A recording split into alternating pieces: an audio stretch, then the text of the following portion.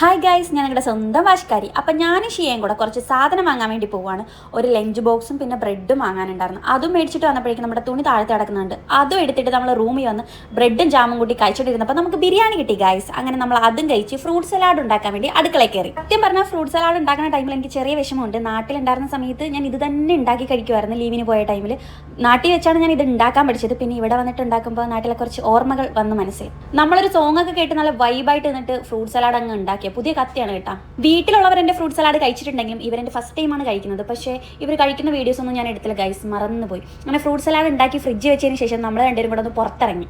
പുറത്ത് നല്ല കാറ്റും കാര്യങ്ങളൊക്കെ ഉള്ളതുകൊണ്ട് നല്ലൊരു രസം ഉണ്ടായിരുന്നു. നമ്മളൊരു പാർക്കിൽ വന്നിരുന്നു. അവിടെ നിന്ന് കുറച്ച് വീഡിയോസും ഫോട്ടോസും എടുത്ത് നമ്മൾ ഫൈനലി റൂമിൽ തിരിച്ചെത്തി. രാത്രി വന്നതിന് ശേഷം ഫ്രൂട്ട് സലാഡ് കഴിച്ചു. ആ വീഡിയോ എടുക്കാൻ മറന്നുപോയി ഗൈസ്.